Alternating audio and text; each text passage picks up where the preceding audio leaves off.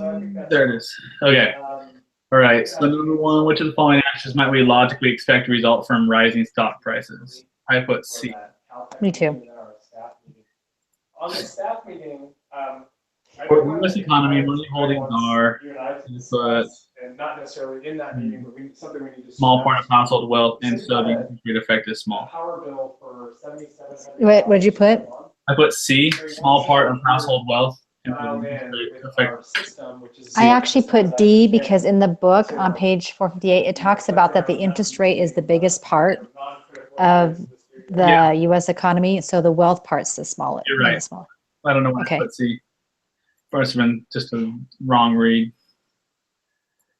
Because those two don't. I actually had A at first because I was like, oh yeah, interest rate is a large effect. Then I started reading. I'm like, wait, it says small part of wealth. Oh, okay. Yeah, it's the largest. Yeah, but I was going to put A because I read it wrong too. Because I'm like, oh, it's not large. It's small wealth. Yeah. Anyway, okay. Situation in which the Fed's target interest rate has fallen as far as it can fall is sometimes described as a liquidity trap. Liquidity trap. Yeah. Have you read through at all of the law test, the question about it? I haven't looked at it yet. No. Like that page-long question. No, I was like, I have to do that starting tomorrow because I had this coming up tonight, and tomorrow I have to get all my stuff for my internship class done for tomorrow. So I'm like, oh great, I have to start on that tomorrow. I know, I'm like stressing about that. Yeah, I have econ and accounting, and I had to get a whole spreadsheet done for this Excel class. So you had to like create your own spreadsheet with a real life. Oh. And then I have that final. Oh, the accounting one's 70 questions over the whole book. Yeah. I hate that. That's hard. Yeah, me too. All right. If the Federal Reserve increases the money supply, then initially people want to I put A. Okay, I put C. I originally put C too. Then I went back and I reread the chapter. So okay. What I saw is that when the Federal Reserve increases money supply, the interest rate goes down. So people don't want to have bonds because then they're not going to make money off of it. So they want to. One last thing, when you've got a minute, this can even be tomorrow. Yeah, the money supply goes up, but they don't want to have bonds. So the bank has to raise interest so that people will buy. Okay. Yeah, that makes sense. Okay. Yeah, the whole like comparison of what happens with the aggregate demand or like. I know. I've been rereading those, and I'm like, I just read that, and I don't make sense. I just read that. I was like getting so angry. There's so many things. The homework's hard this week. Oh crap! Because I had to. I usually get them all right on the first try. A couple of them I had to do a couple times. See, I thought last week's was hard because there was a couple of them that took me 3 turns to get it. The extra credit. I'm like, worst. Huh? The extra credit's always the worst. I know. I did horrible last week. But you know what? I got so tired by the time I was going through those questions. I was like, I'm done. I'm just going to start whatever. I'm like, oh, well, I should go back and check. I'm like, no. Yeah. And I did not do good. Anyway. Okay. If the Fed conducts open market purchases, the money supply, I put, wrong sheet. Was that 5? I put A. Okay. I have increases too, but I did to the left. Yeah. And I had page 459 is what I was referencing. Okay. I'm not sure why. 459. Let's look at it.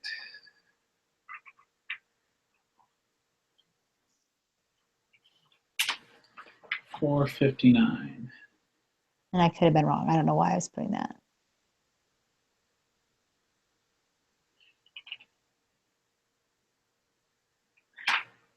So Fed conducts open market purchases, which means the money supply is going to increase. So when money supply increases, aggregate demand should increase, which is on page 464. So when money supply goes up, aggregate demand goes up.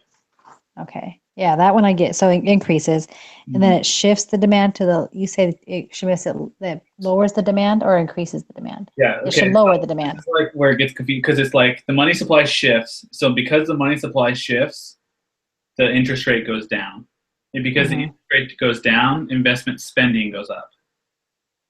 Okay. So aggregate demand is going to go up. because investment spending goes up. Yeah, I knew the increase in aggregate demand. So and then it shifts it to, okay. So A, okay. Yeah. Oh, I really have to, this chapter is going to kill me. Pretty bad. Okay.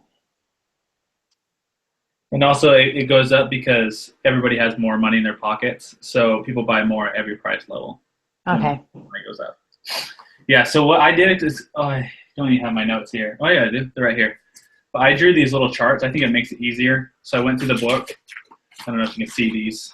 Let me get a better one than this one. This one's pretty bad. Some of them are messy because I was in a hurry. Let's see here. So I found some videos lately on YouTube, and this guy explains things really well. Oh, okay. Super well. If you just type in like in the YouTube aggregate demand, you'll recognize the guy. He's got kind of dark hair and he talks really fast. So I don't know if you can see those right there. Oop, that was weird. Okay. But you see how like they have like, so he has Oh yeah, little arrows. put price up, that it makes, so if price goes up, makes money and demand go up, which makes interest rate goes up, which no change in money supply, which makes aggregate demand go up. Okay. So I'm going to write those on my note cards and Yeah, that's a good call. use that because that would even help for the other chapters with aggregate demand, I know, because it was so confusing on that. I was just like, oh. Okay, so number 6. According to liquidity preference theory, the opportunity of cost of holding money is, I put the interest rate on bonds. Okay. Yeah. Is that what you got? No, I put inflation by a big old question mark because I was going between interest rate. I was going between that one and inflation rate. Yeah, because where's that one? That one. But I was like, because I was looking at that liquidity pricing, like that whole thing, and I was like, it wasn't talking about anything right in that one area about what the whole theory was. I'm like, I know it's about everything. There is a specific place where it says, yeah, the reason the interest rate is although many factors determine the quantity of money demanded, the one emphasis by liquidity is interest rate. The reason the interest rate is that the opportunity cost of holding the interest rate is the opportunity cost of holding money. That is when you hold wealth as cash in your wallet instead of interest-bearing bonds, you lose the interest you could have earned. So okay, so the interest rate on bonds. Okay. Yeah, I did this quiz twice, and I went back today and redid it, and I had to change a lot of answers. Okay. Yeah. Okay, according to liquidity preference theory, an increase in the price level shifts. Increase in the price level. What's that? 7. I put A again. Money. Yeah, I did too. And interest True, increases. right. Yeah. So the interest rate increases. All right. According to liquidity preference theory, the money supply curve is Vertical. vertical. Right? Yeah. Which of the following events could explain a shift of the money demand curve from MD1 to MD2? I put A decrease in price. What did you Okay, I think you're right. But what was I looking at? I put the decrease in borrowing because it's using the R's on the side. Yeah, and then there was a part where the decrease in price, and I know what you're talking about. A decrease in borrowing is an effect of the decrease in price. Okay, because I was like, it's R's and not P's over there. So I was like, yeah, so the effect of the decrease in price is the cost of borrowing, but what caused it to shift from MD1 to MD2, at least is how I see it, was the price level. The price level, okay. Because I was looking at both those and I was like, okay, now I don't. So I had both of them, but I was like, I picked B because of those R's. But I was like, oh, I don't know. No, I had to think about that one too for a second. I went back and looked at it and read that over. Okay. So hopefully that's right. And but the thing is, like with this class, it's questions like that we would get that wrong. Like for some reason, like the decrease in borrowing. I know. I'm just like, oh.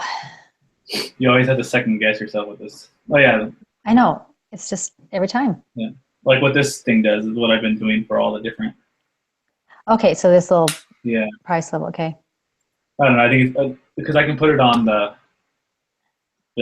note card, and so hopefully that will help me a lot for all the different. Yeah. Okay, so for 10, I put C. Oh, good, me too. Once you can specify the negative slope diagram. And basically, I was going by It says it in the book. yeah, but opposite of whatever price level's opposite of the goods and quantity services. I was like, whatever that is. Yeah.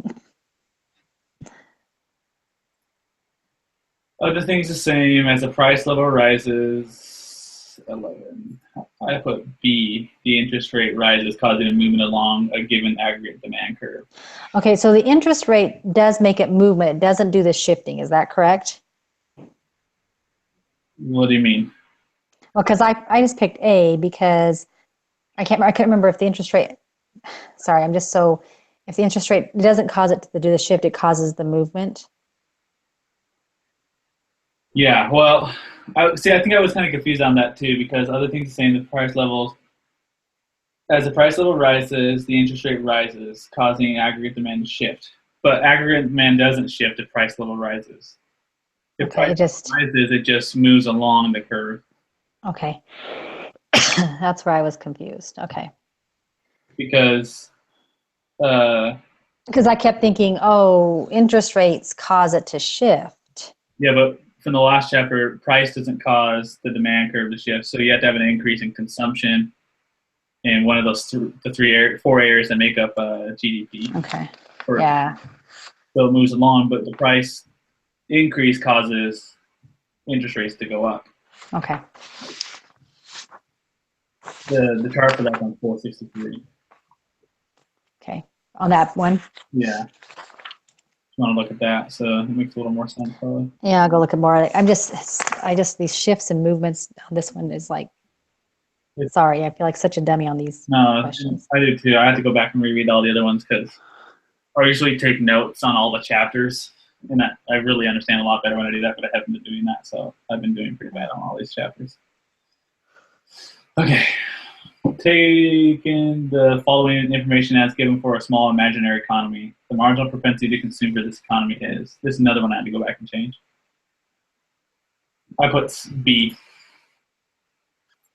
Ooh, how'd you get B? So the first time what I did was I put 6,500 divided by 10,000, then 7,250 divided by 11,000, right? And so I got 2.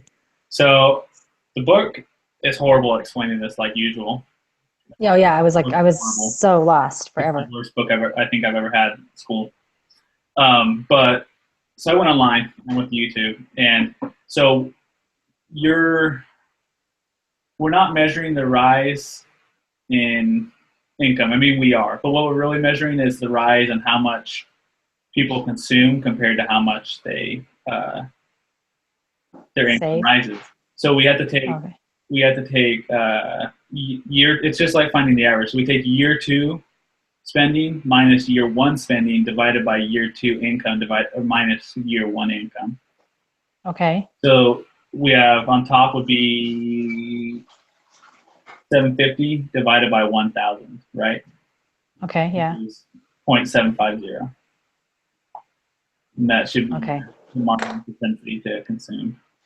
That, yeah, which the book does not explain that way at all. No, it doesn't. Because what did you picked 6.65, didn't you? Yeah, originally I put 0.65 because when you do 6,500 divided by 10,000, that's what it gives you. Mm-hmm. And then I think 7,250 divided by 11,000 gives you like 0.664. Yeah, well, that's why I also like put a question mark next to C, because I was like, well, is it C or is it A? I never would have got B. Yeah, because the thing is, it's when it talks about it's the fraction of extra income that a household consumes rather than saves. So the extra income here is that it makes $1,000 more. So how much of that 1,000 is it gonna spend and save? Okay. So hopefully it's right. I don't know, but that's how they explained it on YouTube. And they had like an actual formula that said consumption, because it said consumption spending 2 minus consumption spending 1 divided by income 2, income 1. I'm gonna go look at YouTube. Yeah. In all my free time. So. Yeah, seriously. Ugh. Okay, let's see. Question 13. But like, I don't understand why the book didn't give us that. Well, I was searching for it, and then all of a sudden, I'm like, as I'm reading, I'm like, okay, there's no, because it was so, yeah, it was bad. It's just horrible. It doesn't, and how it explains the multiplier with all these different steps, like none of those make sense except for the last one. Yeah, the very last setup. And there's like a question on the homework that asks you to do per year, right? Which the book is horrible explaining, but finally I figured it out. But you have to take like the MPC, so you have to do MPC times, say on this, the book is 20 billion, so you do MPC times 20 billion Yeah. for the first year, and if you want to get the second year, you take the MPC times whatever you got for the first year. Oh. The book doesn't really explain that very well. No, it's like confusing. It's like a mess. Mm-hmm. It really is. I don't know why they picked this book. I think it's partly because like when professors read through these books, you know, since they already know the subject, they're like, oh, Yeah. it explains everything. They don't read it from the view of what a student sees in it. Yeah, I agree. All right. 14. If the MPC is... No, 13. 13? Did we not just... Oh, you're right. We didn't just... Oh, okay. As real GDP falls, I put a C. No, 13? I put A. But I had a question mark to this one. Okay, well, so if GDP falls, that means that the inflation rate is lower? Aggregate demand falls, right? So this is how I viewed it. So I went to... I did D. On 463 again. Yeah. So when the price level goes, and this is what I kind of confused about, but when price level goes up, output falls, right? And when output falls, demand goes down. Or wait, no, the interest rate goes up because demand has to shift up. Mm-hmm. So I put A. When the money demand rises, so the interest rate rises. Because that's what that chart shows. Okay. So, yeah, because let's see here, if output goes up, price goes down. Because real GDP is falling, so that means the output's going down. Yeah. So like if you look at 463, and if we start at P2, instead of going from P1 to P2, if we go to P2 to P1, output's going up, price levels go down. Because price levels go down, people no longer demand more money, right? So money would go down because people don't demand money anymore. So if GDP is falling, it's because prices are rising.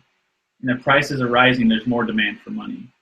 Okay. So demand will go up and interest rates will go up to make people not want to hold so much money, which will in the long run, decrease price. Okay. I got it. Sweet. Sometimes I think I convince myself that something's right and it's not. Oh, no, because believe me, I just have to read these chapters again. I seriously... If I can make it through the rest of these weeks, I'll be so happy. My semester ends Wednesday. When does this final open up? I know it ends Thursday. So I think it might run Thursday to Thursday.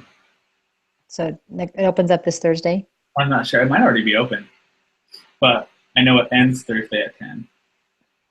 It does? It's not on the lesson 13's thing, is it? It's on the lesson 13. I think maybe it opens up next week. I'm not sure when it opens. I just know when it ends. That's all I care. Yeah. This is the last day I can take this. Exactly. Okay, 14. If the NPC is 0.8 and there are no crowding out or accelerator effects, then an initial increase in the aggregate demand of 120 billion will eventually shift the aggregate demand curve to the right by, I put C. Okay, me too. That's based off that stupid equation. Yeah, the 1 divided by 1 minus. It's this next one that I have a big old question mark by, that I actually just crossed one off that I thought for sure was wrong, but I don't have an answer, so this next one. So here's kind of like the weird thing about this. So when I did and I got the NPC for this, none of them equaled $1,500 exactly. I think it was C that equaled like 1538. something like that. So, I mean, it's not going to be 300 because 300 is like 800 with the NPC. Yeah. Doing it the way, but I mean, then again, maybe I didn't do right because it's not talking about. Hold on, let me look at this.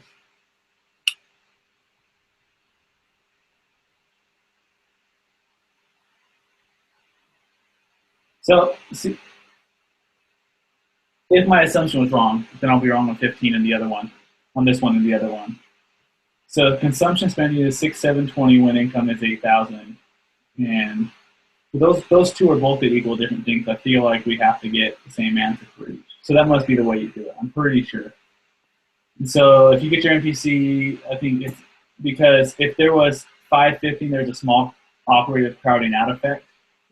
It could go up less than 1,500, right? Because crowding out effect causes it to increase less. Yeah. Than what it would increase. So there can't be a crowding out effect.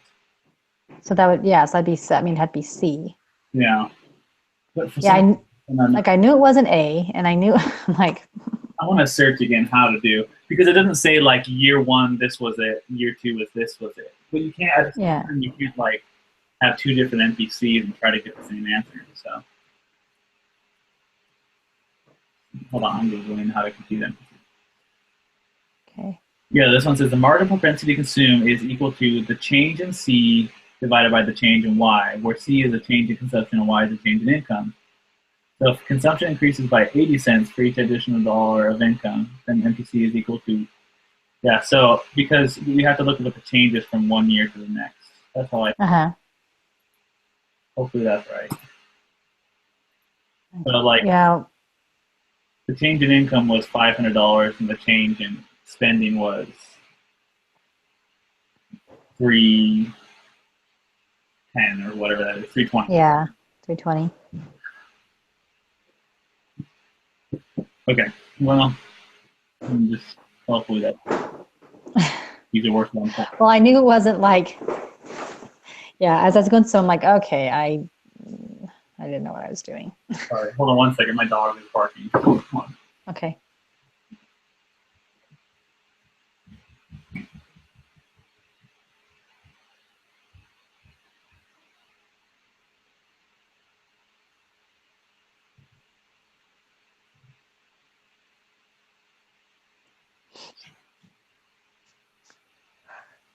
What are you doing that?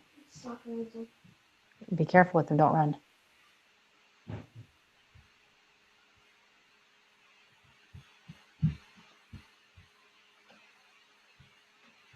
Barking at nothing. Well, we have a possum that decided to move into the backyard, so I think she barked at it. Oh, yeah. She does not have a quiet bark. Okay, suppose the multiplier has a value that exceeds 1, and there are no crowding out or investment accelerator effects. Which of the following would shift aggregate demand to the right more than the increase in expenditures? I put all of them. So did I read it on that page 469, so. Well, it just makes sense because if it exceeds 1, then people are spending more than $1 per dollar of income. Kind of like Americans. Exactly. Okay.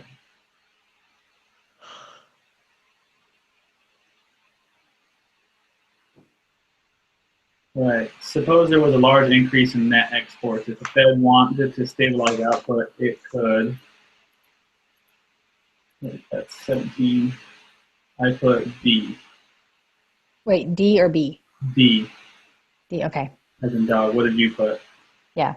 You put D too? Yeah. Because it's going to increase because it wants to. So a large increase in net exports is going to raise aggregate demand. So if it wants to stabilize output, so if it wants to bring it back down, it would decrease money supply and increase interest rates. Yeah. I believe.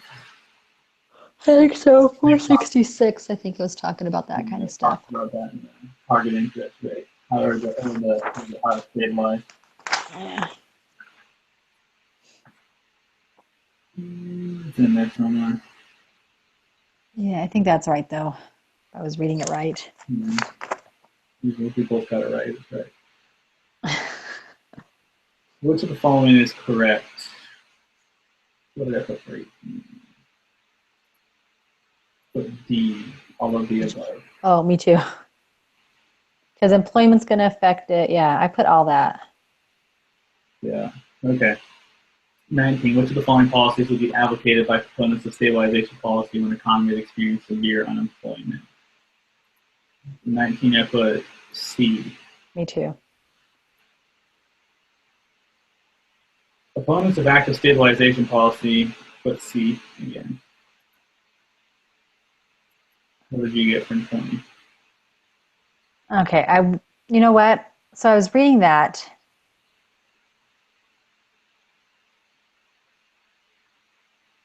And I was going to put C and I put D, but it probably, C is probably more right because more correct. Yeah, because I think in there it says the Fed shouldn't simply try to. Yeah, they shouldn't do any. They shouldn't do it, but they should. Because it says.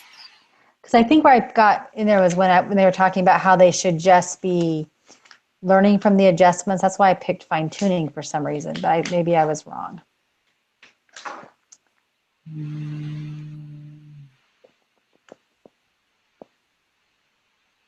Yeah, it says the primary argument against active monetary and fiscal policies that these policies affect the economy with long lag. Yeah. So. But it says some believe the effects of monetary may be long-lived. Yeah, which I think is the same thing, meaning like if they would last a long time, the effects. Okay. Perfect. Because I know that there's a part here that says they would find it difficult. Yeah, because I was trying to figure, because like everything else they said wasn't part of, like wasn't what they were believing. So anyway. Hold on. Yeah, it says right here, the Fed should not try to fine tune the economy. Oh, there. Okay. Okay. I knew there was something about fine tuning, but I can't remember what it was. I'm like, I was between those two. I had left. No, I've read a lot of them wrong. Oh well. Did you grade it? Yeah, I'm ready. Oh, I thought you'd be great, and you're saying, "Oh wow, you are great." Oh no. It's like, oh no. Let's see. No, I see a couple missed. No, Yeah. three. Three. Let's see what we missed. We missed the one I said. Seeing it was, that's so dumb. That was really dumb of me. Yeah, it's B because 550 is 15, like 38, so a small crowding out effect would have put it at 1500. Dang it. That was dumb of me. And we got the real GDP falls. I think you said D, didn't you? Let's see, what number is that? 13? I think originally you said D. I think you were right. Yeah, I did say D the first time. But see, that doesn't make sense to me because it shows GDP falling in this group. Yeah. Well, I always think of it, when I think of real GDP, I just always go back to that first thing we learned about GDP, that when it falls, the money demand falls because it means that it's not having an inflation year. Yeah. And so the interest rate falls. So I always kind of kept thinking of that. But then again, I was getting confused because it tells you to forget about everything else in these chapters. And I'm like, It doesn't talk about the effects of GDP on money demand. no, it doesn't really talk. Yeah, this chapter doesn't really go into that. So that's why I was like, I don't know. I think that this is the first year they've used this book. And so all these quizzes are brand new. Yeah, I just was like, this is going to drive me crazy. Okay, so chapter 13. Hold on. If the Federal Reserve increases, so we got 4 wrong. Increases. Okay. Which one? So we got that one. We got which one? Like which ones did we get wrong again? I just closed down my stupid thing. 4, 13, and the other. And those 4. I got those all wrong, but 4, 13, and which ones? 15. 15. We got 3 or 4 wrong. 3. 3. Okay. Yeah, 4. Yeah, I didn't have 4 right either because I had C. Remember?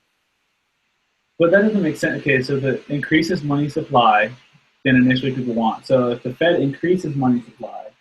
Oh, if they increase it, they do have to buy the bonds because they have to give money out. So that makes sense that they have to buy it. But people don't buy the bonds. Yeah, they have to buy it because the government buys the bonds. The government buys the bonds. I mean, yeah. But the people, so if money supply goes. Oh yeah, so they want to sell them. Because if money supply goes up, interest rate goes down. Yeah, that's right. But it says, yeah. Oh, I don't know. I have to read this chapter again. That just doesn't even make sense though, compared to what the book says. That makes no sense, and it doesn't talk about that in here. I know. I agree. Mm.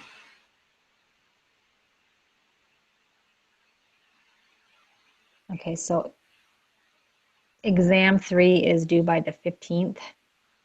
The 15th or 16th? 15th. 15th of next week.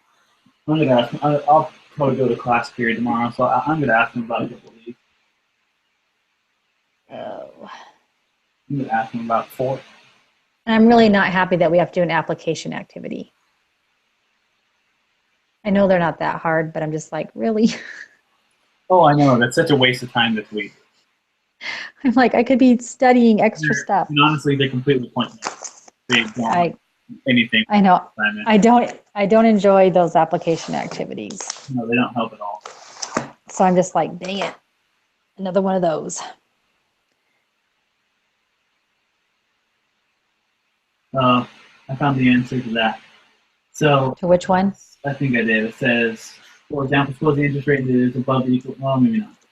So if the interest rate is above equilibrium level, in this case, quantity of money that people want to hold is less than the quantity of money the Fed has supplied. But people really doesn't make sense. The people who are holding the surplus money will try to get rid of it by buying interest-bearing bonds or depositing it in interest-bearing bank accounts. Okay, what page is that on? That's on 461, but that's still confusing because yeah, talking about. So it's talking about, I think, so when money supply goes up, people have extra money. They have more money than they wanted before, so they're trying to get rid of it. But the book says when money supply goes up, the interest rate goes down. So why would they try to buy bonds to make the interest rate fall when it's already fallen? But I think it's talking about before the interest. So there's like a lag time, I think.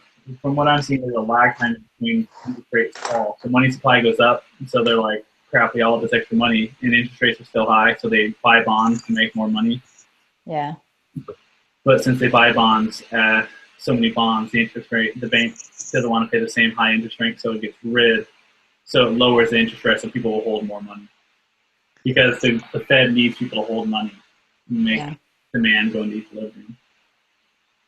Oh. Yeah, okay. Right. I know, I'm just too many not things really. to think of. Well, good luck. And then, so do we have to meet next week then? No, the only thing next week is the test. Okay. Well, if I have any questions, I'll text you. But other than that, thank you for being a good econ partner. Exactly. Same to you. All right. So thanks. All right. See ya. Bye.